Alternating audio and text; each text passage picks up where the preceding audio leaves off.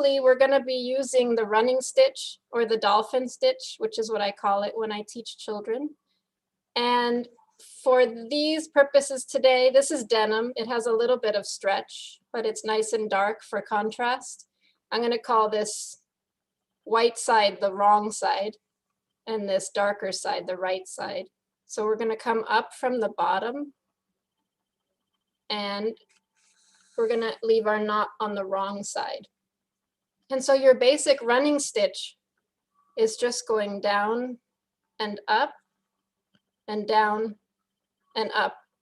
And you can load your needle with more than just one stitch. So when you pull, you've just made 2 stitches. So let me see what's going on in the chat to make sure that I'm addressing everyone. Yes, so we'll just keep going here.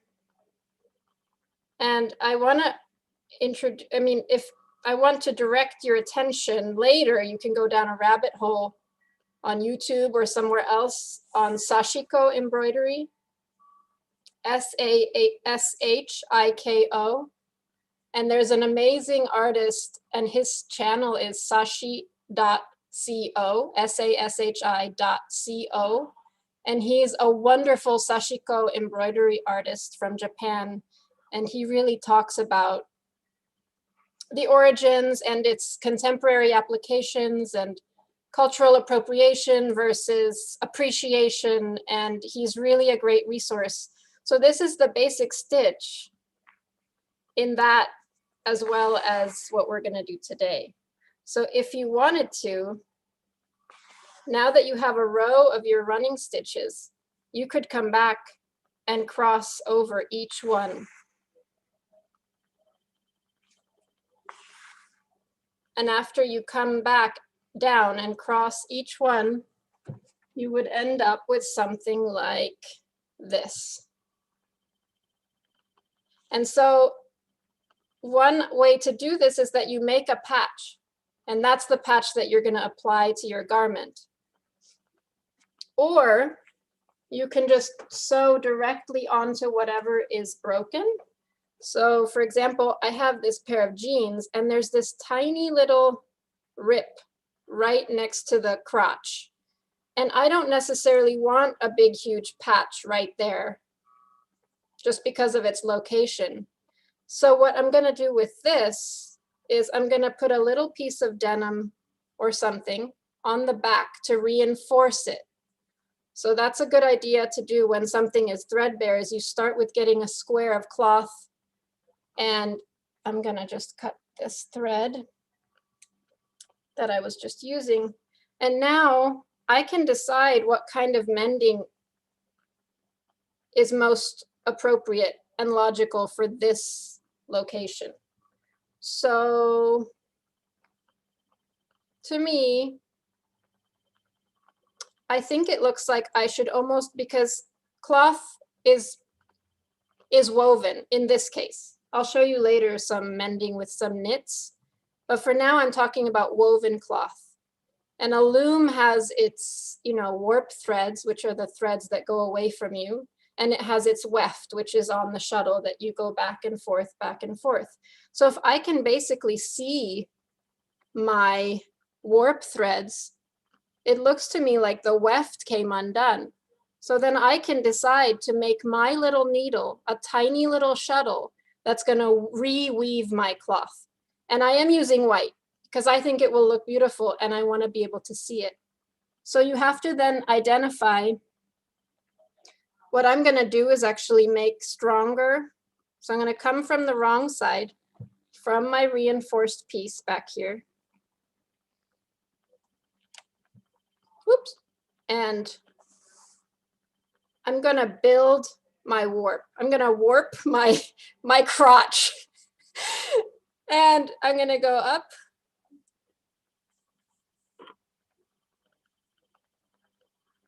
I'm sorry if the visibility is tricky. I'm going to go up. And then in the back, I'm just going to go slightly to the side. And I'm going to come back down. So And I just realized you guys can probably hear my husband teaching in the other room and yelling at clowns. No? Okay. So you can also just go up. So we're building a little warp.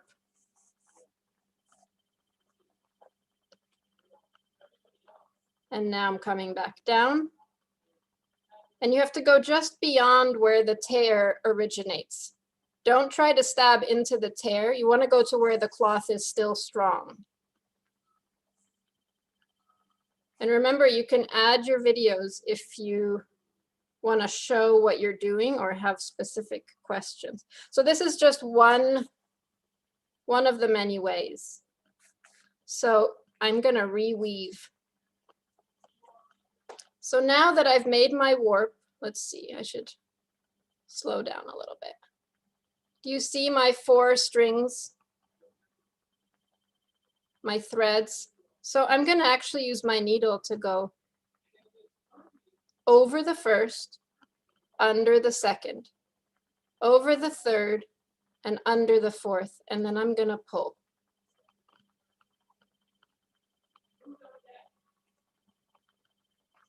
And then coming back, you have to do the opposite. So if I went under the last warp thread, I now have to go over it, under the next, over the third, and under the fourth, and pull again. And usually you would have a beater, which would push your weft threads taut to make a nice, but in this case, I just kind of use my fingers to scoot it along. And then again, the opposite. If I was under on this last warp string, I would now go over, under, under. And I'll stop right there because this is just one of the many things I want to show you, but I want to show you a completed version of that.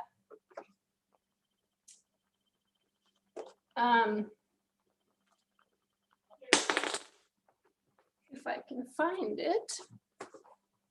Where did my...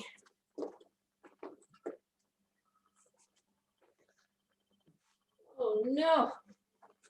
Okay, well, I can't find it, but my 7-year-old Elias, who some of you know, wearing that, he's in outdoor school and is really blessed to be in outdoor school, but he chews on his face mask. So they come home looking like this with a hole right there. And so I mended one of them by weaving it, reweaving it, and it's just totally vanished, and I had it all. Okay, well, I won't spend time on that. That's too bad. Oh no, here it is. Look, yay. All right. So he had a little hole. And so what we were just doing, hi, Leslie. Here, wait, where do I have to move? This way? It's so confusing. Okay. Can you see that it's woven? So he had a hole right there and I just wove and covered the hole. And I did it on the other side as well. But after I washed it, that one got a little bubble. So I have to repair that one. So instead of throwing something out when it has a hole in it, I think we're making it more interesting and beautiful. So this is one thing. You can reweave and make it visible. And you can use the same color thread as your piece of clothing to make it kind of not very noticeable. Hi, Cora. Or you can use really bright colors. You can use 2 different colors for the warp and the weft. There's so much you can do. And what I was just talking about with the Sashiko, I wanted to show you a bag that's that I made.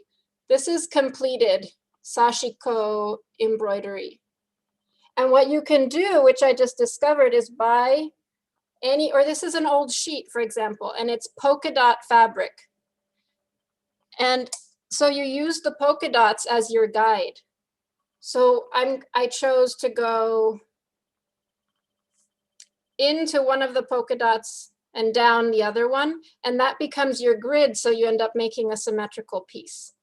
So this is another thing. You could make a patch by doing Sashiko embroidery. And I always find the back really beautiful as well, because it's a very rhythmical and systematic, like a pattern emerges, but you're just kind of doing running stitch. And everyone can do running stitch. Most everyone. So those are for those. And then I wanted to say too, let's say you do want to put a patch down. And there's so many scraps of fabric that we have lying around our houses. And if you have access to a sewing machine or a serger, if you use woven fabric, it's good to serge or to zigzag at least your edges before you sew down the patch. Otherwise, when you wash it, it's gonna fray and come undone, and you have a lot more mending to do. Or if you're using a woven cloth patch, you can simply fold the edge. You see how I just folded that edge under? And I'm folding this one. And let's say, for example, I'm gonna put it on this knee, even though there's no hole on these jeans right here, but we're gonna pretend. So I'm folding it. And you do, if you have access to some pins, they really help because they'll hold your work down while you're working on it. So you would pin down and fold under the raw edge like this, all the way around. Wherever there's a raw edge, which means an edge that's been cut by scissors. So any edge that's not a factory edge. In this case, this was the top of the sheet, so it's already hemmed. So that would not come unraveled. So I don't need to hem that under.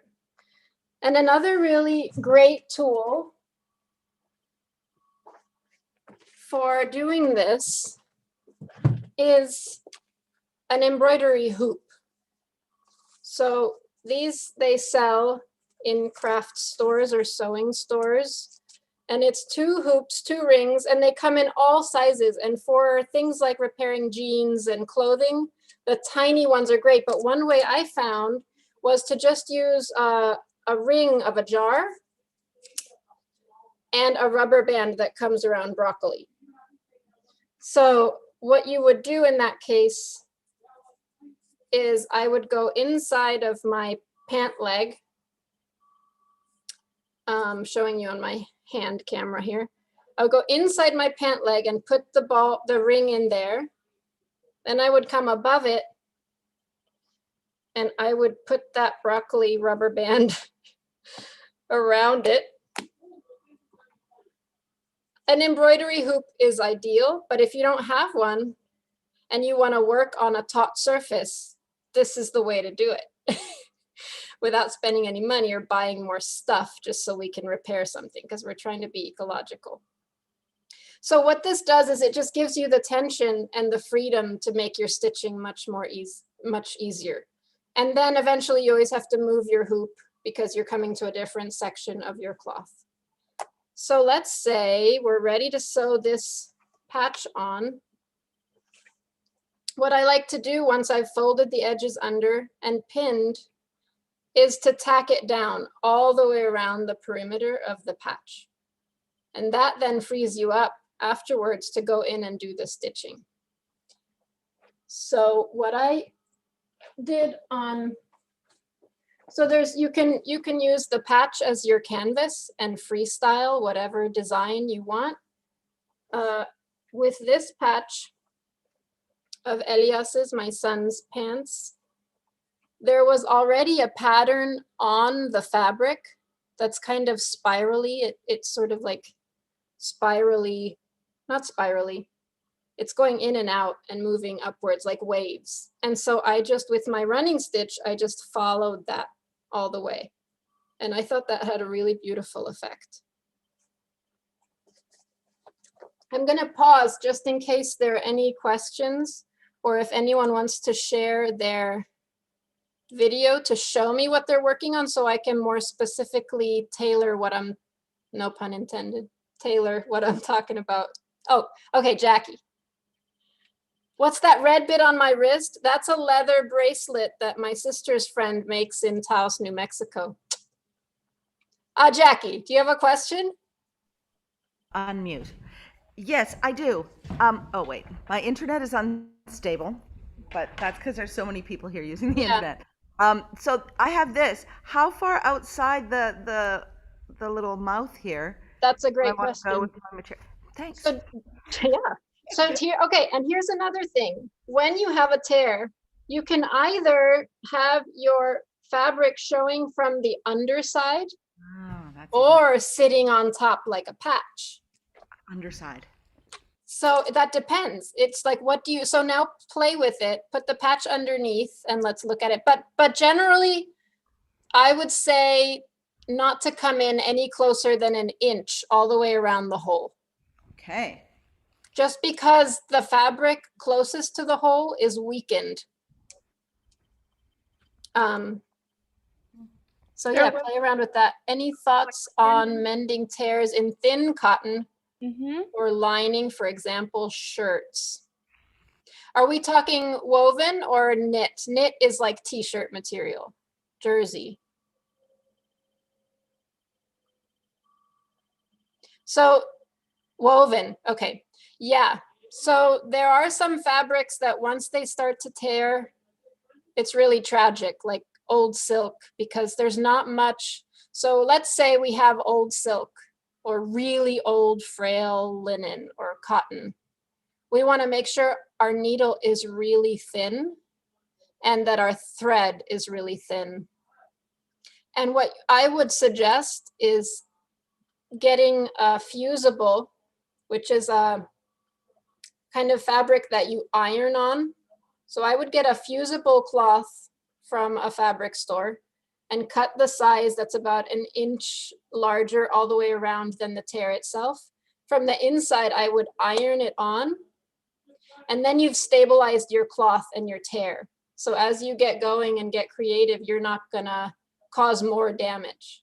But that frees you up then to decide what you wanna do. And then you can decide just in these different ways that I've explained, if you wanna make it more of an invisible repair, if you wanna make it visible, which I recommend. And you could put some cloth on top and then do some beautiful embroidery.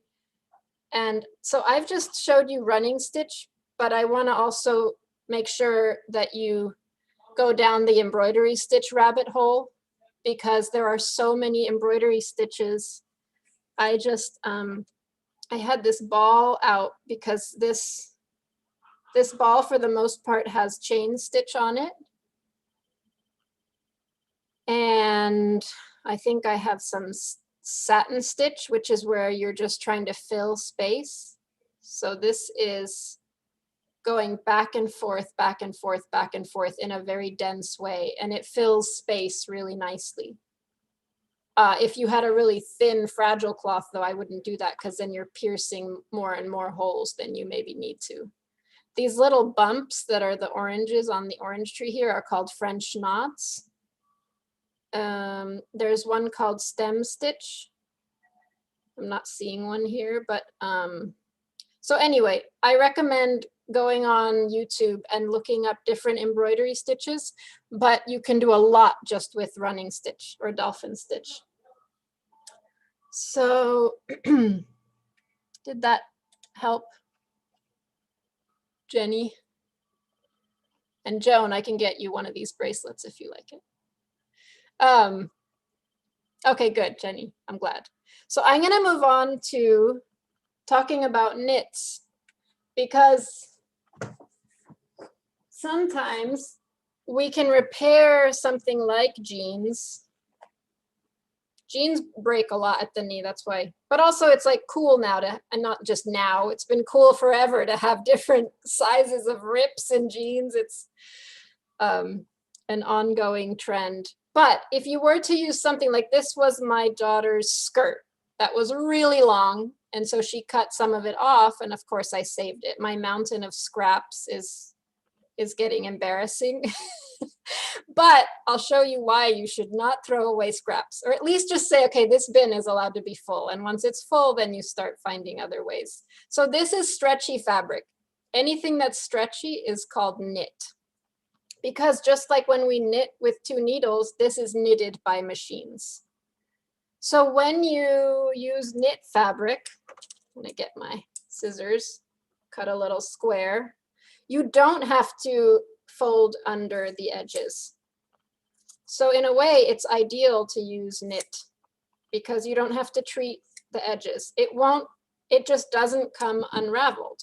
Just like I'm sure you've seen someone or done it yourself where you've cut a t-shirt or cut the sleeves off, or like I always cut the neck ribbing out because I can't stand that feeling around my neck.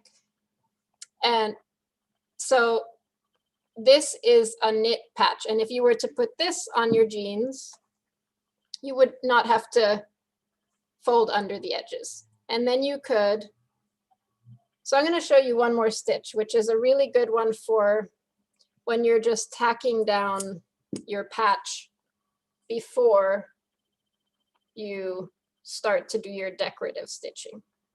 I'm using white, so I hope this shows up. So I'm coming from the bottom here and leaving my knot on the bottom. And I like to sew from the right to the left, but I'm right-handed, so that could be different for lefties.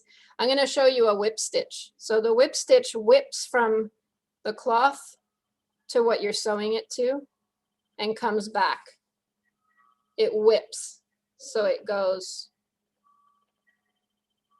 the jeans to the patch. Again, the jeans to the patch. And it just is a really good holding stitch. And you can whip stitch really tightly together. You can leave little spaces. But this looks, for this project, like a good distance between them.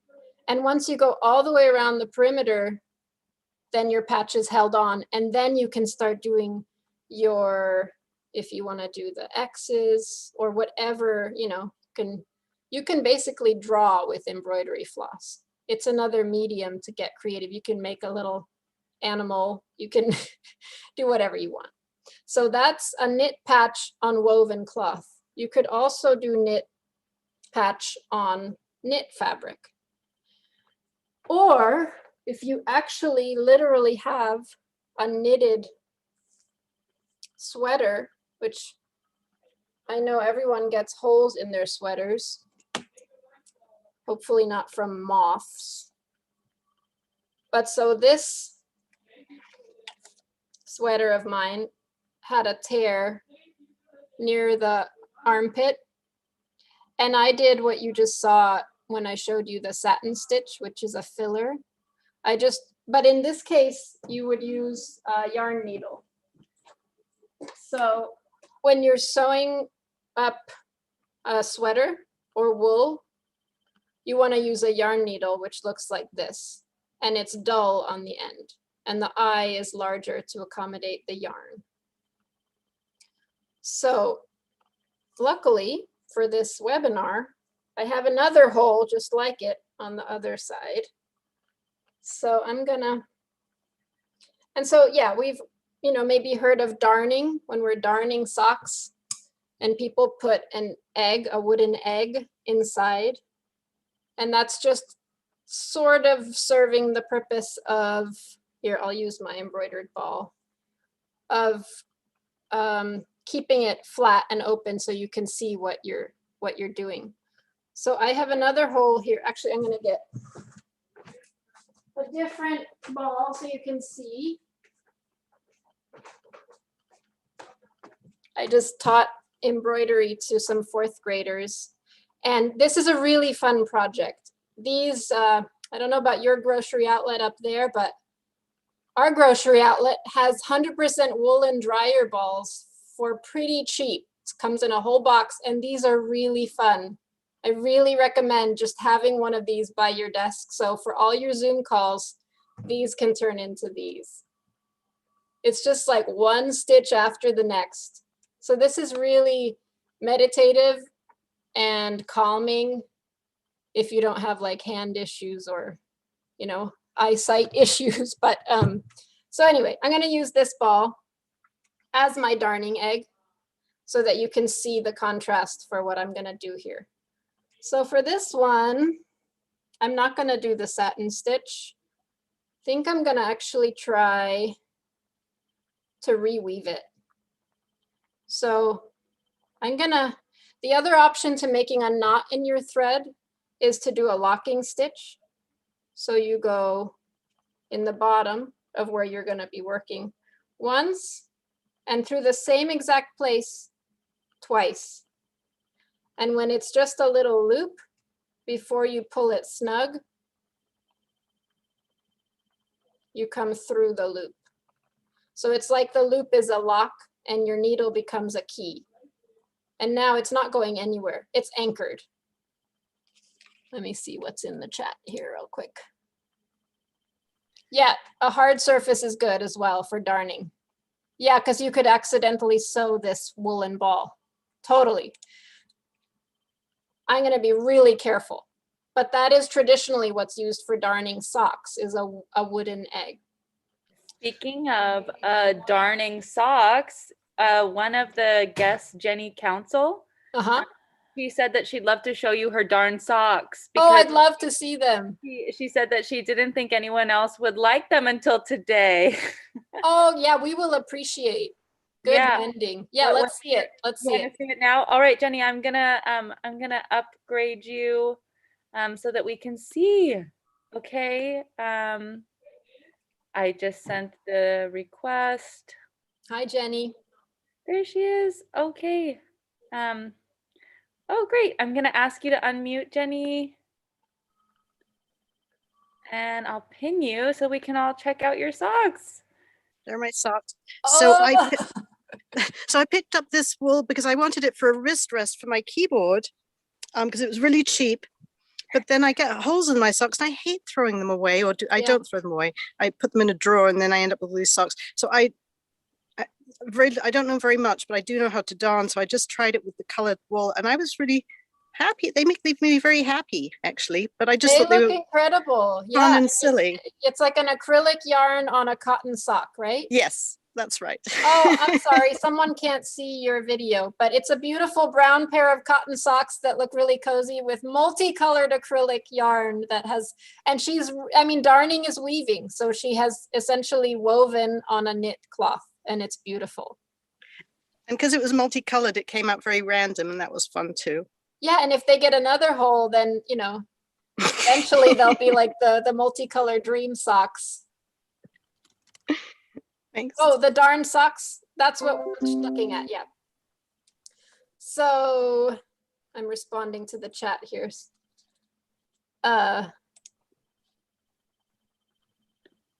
Okay, thanks for sharing that. All right, so here I'm gonna use, I guess I should have used a different colored yarn so you could really see. But yeah, so for darning or for repairing knits, it's like I showed you with the jeans. You're gonna basically make, and on these, I'm gonna go all the way. Do you see that my tear starts out narrow and then it grows wider?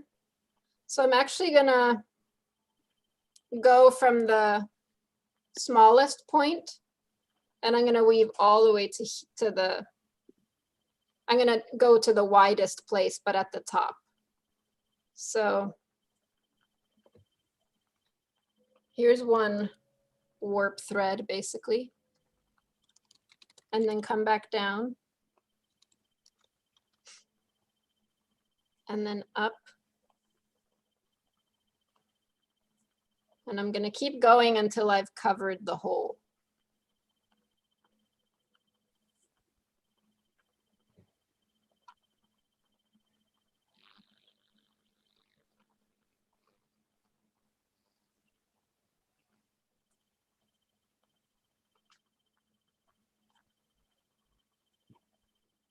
So I have a couple more to do. Shoshana, what's in the chat? Can you tell me?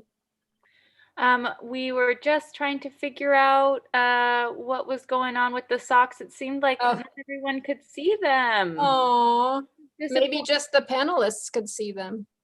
Yeah, I pinned it, and I'm hoping everybody can see you you mending glowing. right now. Oh, Oh, yeah, Joan's confirming that they did not see the socks. Joan, can you see my hands mending?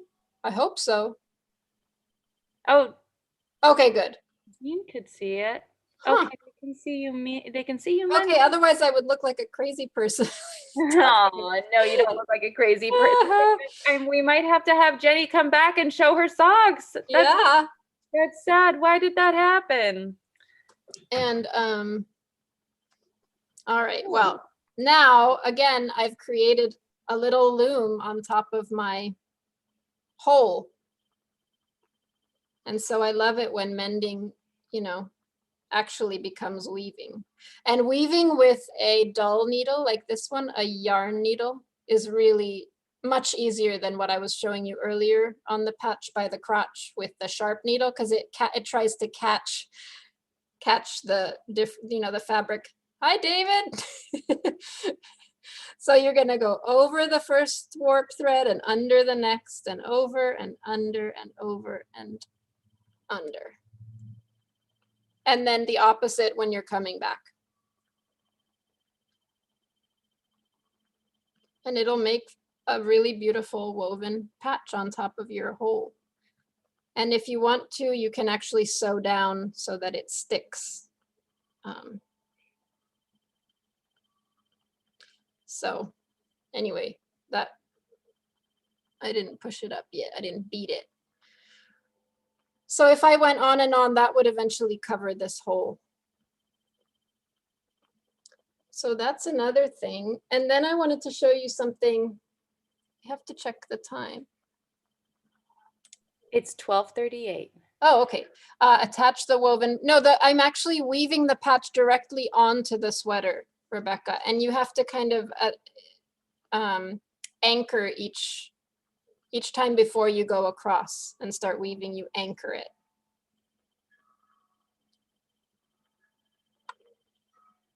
Another thing I want to show you when I was talking about saving scraps is to actually make the patches before you sew them on to cover your hole or your tear. So this is a patch, and this was just a bunch of scraps of fabric. Uh-oh, somebody doesn't see my hands. All right, well, so this was, I got a piece of fabric from my scrap box that was this rectangular shape. And then I just started playing with adding things, like this little rose up here is cut out from one piece of fabric. The owl is from a different piece. This golden tree is from a different one. And this flower embroidered piece is from another. And so if this was my beginnings, I would just start playing with fabric like a collage. This is really enjoyable. I mean, you can play with so many different designs. And again, you want to think a little bit about your edges and them fraying.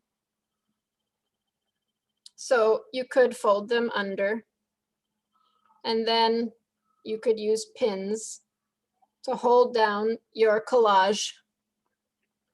And then you can just start doing running stitch, and eventually your pieces will start holding together. And what I love about the finished product is between the stitch, there's just this really lovely texture like quilts have. And so not only have you made a patch, you've made a material that's actually stronger and that has texture and that is visually pleasing. So save those scraps, and just when you're bored or you just have a little time or you're on a Zoom call and your hands, I mean, what we're finding is handwork is like an antidote. I mean, the digital connection we can have now is such a blessing in so many ways, but it really means that we need to spend a lot more time in nature and a lot more time working with our hands to balance what we're taking in. And so I really recommend doing some kind of handwork while you're on a call where it wouldn't seem rude. Or I actually find that I listen better when my hands are busy. So here you go. You would then start making your collage and anchoring it down with pins here and there. And then you would thread your needle.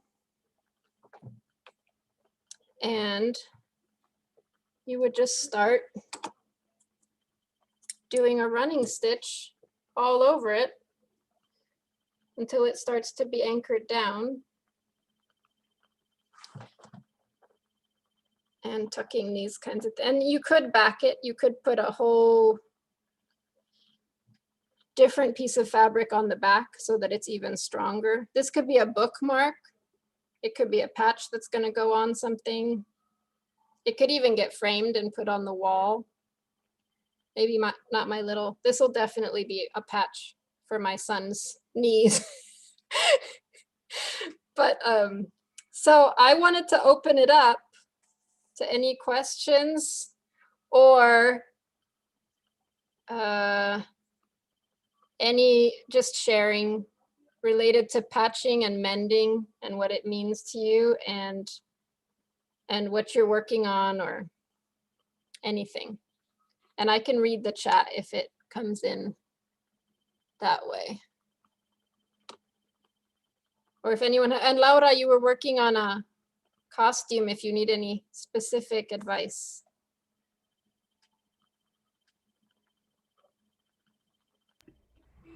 Thank you, Emilia. It's pretty straightforward what I'm doing, but Okay. I'm here just looking and learning because I'm taking notes for things that I have at home. Oh. Yeah.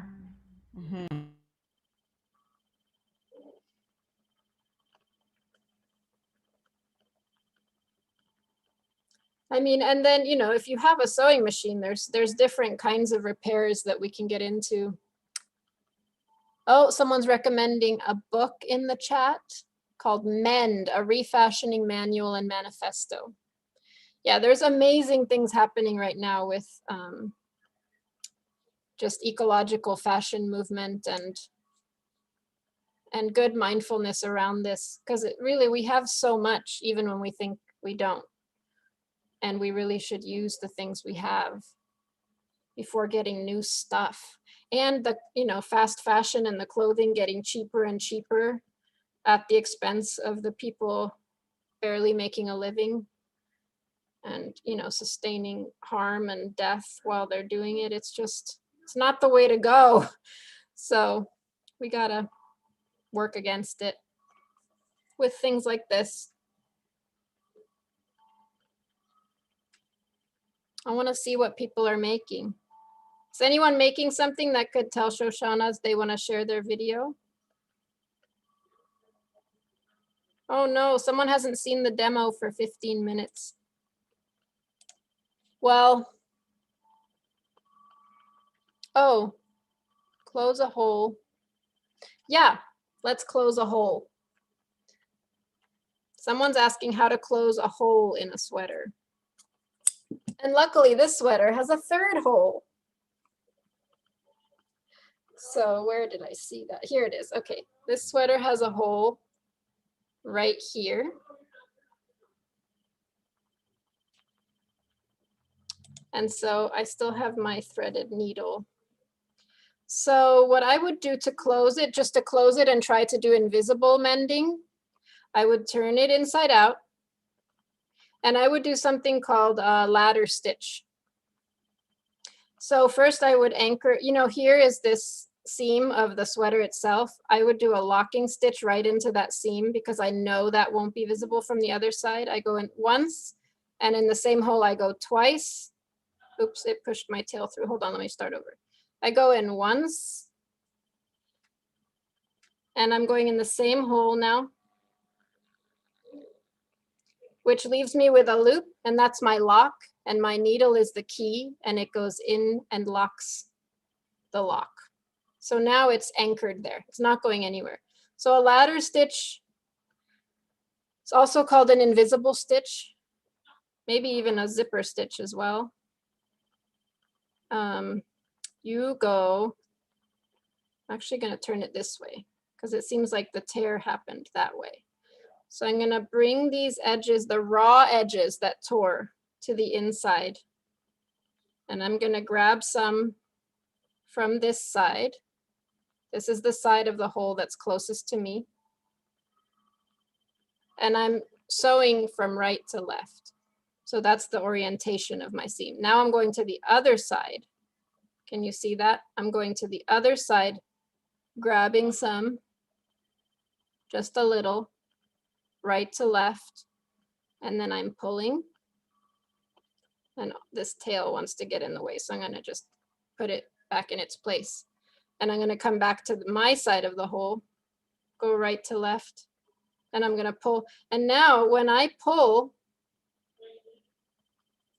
it closes it invisibly. I mean, there'll still be a lump on the other side, but it's an invisible stitch.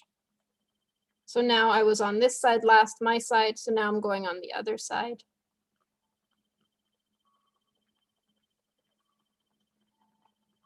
And then back to my side. And pulling, and back across, and pulling, and back across, until I have closed up the entire hole. It's not closed yet, maybe a couple more. See that? There's still a little space. So I'm going on the other side. So you're just alternating. You're jumping to that side and then this side. Okay, I'm checking the other side. The hole appears to be closed. There is a pucker. I think I could have used thinner thread. I'm using yarn. And now we're going to do another locking stitch. So I'm going to go through the cloth once and through the same place a second time. And when I see my lock, my key goes through and pulls it tight. And then I trim my thread. So that's how you would just simply close a hole. Let me see what else. Oh, I see. Okay. Were there any other questions so far? A great thing for everyone to do maybe on their own time is to just cut a square of cloth and either get an embroidery hoop or do what I suggested with the ring and a rubber band and just start making a sampler of your stitches. So start with, like, for example, this one, I started doing that. So here's my running stitch. And the next row is my back stitch. And then I could, learn the stem stitch. Then I could learn French knots. Then I could learn, oh, good, someone's working on that. Oh, Marika wants to turn hers on to show her sample. Oh no, Jean wants to. But that's great, Marika, to make a sampler, because that's kind of your toolkit when you're mending, especially with visible mending patches. Running stitch you can do so much with, but if you add different stitches into your toolbox, then you can get even more fancy and creative. Let's see, somebody wanted to show something. Jean. You have a sampler. Turn this. Uh-oh. Yes, Jean, you can turn your camera on if you'd like. Oh, is it on? Is it on now? Your camera is off, but you can turn it on if you would like. There we go. Hi, and thank you. Thank you for today. I'm so enjoying listening to you. Aww. I have a baby outfit here, and he's a preemie, and he can't have like blankets on him because the kids at ICU, they're saying blankets can be pulled up and cause of SIDS with these little guys. Jean, are you showing something? Because I can't see. Yeah, I was wondering if you could tell me if I could attach, like, instead of him just sleeping in the sleeper, if he could have a blanket, if it's attached where he cannot pull it up, he can have a blanket. But right now, he's not allowed to have a blanket, anything more than this. We can't see your video. Grandma, and I think we can't see your video, so I'm not sure if you're showing something or not. Oh, you can't. I'm sorry. Yeah, I thought you could. But definitely, are you talking about making one of those sleepers? Well, I'm talking about attaching a blanket to it. To the sleeper. To the sleeper, because he can't have. Definitely it can be done. And I would just, I would look at, I know her camera's not on, but I'm trying to help by suggest, I think you should look at the back stitch. Look at a tutorial for the back stitch and get whatever blanket you're gonna attach to the sleeper and back stitch it all the way around. Jean, I'm going to go ahead and put you back to the attendees, but thank you so much for your question. We only have a couple more minutes. I sure thank you very much. I'll do that. Thanks, Emilia. Okay, I hope it came through. I'm not sure, the audio was a little funky, but yes, definitely can be done. Okay, thank you. Thank you. Yeah, because once you learn other stitches, you can have fun and make pine cones and other things like that. And you can attach them straight to your clothing or make patches to attach to your clothing. Show them my felt work. Oh, I think Jean is still trying to tell us something.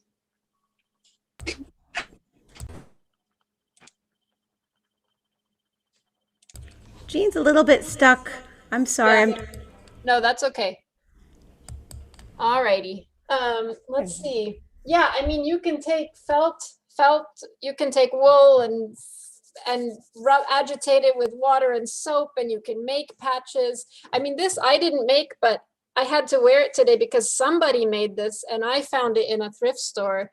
And it's basically a sweater that has a poppy crawling up the front of it, and the collar is the poppy, and when you open it, there's a chiffon inner layer. I mean, there's just no limit to what we can do when we start saving our scraps and investing in a couple of needles and thread. And I don't have any of my felt here, but I have this was made on a cardboard loom. You can turn a piece of cardboard and just scraps of yarn and a yarn needle into a little pouch. So you weave around cardboard in the round and it makes you a little pouch. So that's another option. If you had a beautiful woven type of a jacket, you could weave yourself a patch and then attach that to it. Thank you to everyone. I know people are hopping out. Yeah, I hope everyone's inspired and feels empowered to fix things and to make them more beautiful than they were to begin with. Are we at time, Shoshana? Hey, who's saying quitos and finish? Oh, we have 5 more minutes. Somebody's thanking me in one of my languages. Who was that? Okay, any other questions out there? Oh yeah, get that going, definitely. Oh, nice. Mariel's a blue Laker. All right, another fin. I have Stephen Bisher, want to come say hello? There's people you know over. Joan is here. Jackie, come on, don't be shy. Okay.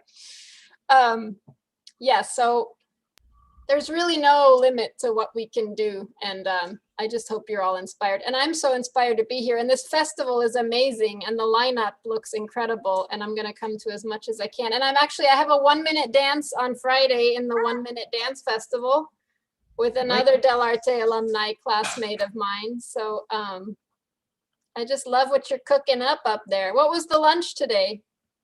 Curry chicken wrap from Darcy. Ooh, ooh, nice. Is there a place, like, say people have questions afterwards, that they could reach out to you, Emilia, to say, hey, what was that? And can we get a picture of your sample? Or we'll probably stuff will be available on our website, this tutorial on our YouTube page. But I wonder if I should give my Punch and Beauty Facebook page for that. Sure. Do you want to just pop it in the chat? Yeah, all panelists and attendees. So I have a Facebook page that I use to sell felt uteruses for coming of age educators. Yep, you heard it right. So, that would be a good place to post, because I don't have like a website. I did, but it got old, and that whole technical stuff is not my forte, but making things is. Great. That'd be great, just for people to be able to check in. Yeah, I would love to help and support, and we could do another, Facebook Live if there's more. So what did you end up deciding, Jackie? Put the fabric on the inside or on the outside? Fabric on the inside, and I found some upholstery fabric that was lying around the theater. Oh yeah. So that's on the inside? That's the inside, and then then the outside. Nice. Here, I'll show you my handiwork. I struggle with handiwork. And what stitch did you end up doing? Just a running stitch. Yeah. So, nice. Yeah, it's brighter on the other side, so it'll be like that when it comes through. Right. And so then on that, if you wanted to reinforce whatever that pattern is with embroidery floss, you can go over it with, little leaves. I figured I could cut the hole a bit bigger too, and and reveal however much you want. Yeah. The sky is the limit. See, I don't know if you can see it. My pants. Oh yeah, it's not just a running stitch. It's amazing hand done work. That's right, Joan Shirley. Yeah, the other rabbit hole to go is boro, the Japanese peasant, like from the 1600s, used to take like shredded clothing and do a sashiko stitch to make them stronger. And I guess even firefighters used to dip their boro jacket in water and then go fight fires, and then because that's how strong the cloth became after it was running stitched. So it is not just a running stitch. No. Last year we had a piece by Rebecca Stauffer, and she made this woman called Miba that was about 4.5 feet tall, and she made it all out of suit jackets that she ripped up. Wow. Knit this woman with like crazy Medusa hair, and wow. I'll try and find a picture of it and throw it up on the website, because it was quite amazing. Oh, I'd love to see that. Yeah, I think it was last year that Miba came. Maybe it was the year before. I'm trying to get to Julie. How do I do that? I don't know, Pam. Joan, were you working on something? I don't know how you.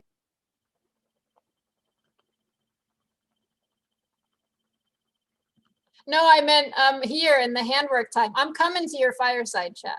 You and Mookie, right? That's right, Joan Shirley fireside chat. This is great. I feel like I'm a little bit in Humboldt right now. So I think we have to shoot off now to Julie Fulkerson and Gwen Post play classical music in Julie Fulkerson's garage. So stick around for that. Do your handiwork while you listen to them play, or your handwork. Yeah, take it to everything. Yes, and thanks, Emilia, for taking the time to be with us. And our opportunities are endless now that we have this whole Zoom world. You can connect with us. I know. Time and time again. Thanks for inviting me and for putting on such a great festival and for just being an awesome human being. Oh, right back at you. Bye. say hi to the family and Stephen and all the kids. And I will. One day. Yes, I know. Humboldt's a little further now, but you're right here in my heart. Bye. Goodbye, Emilia. Bye, Emilia.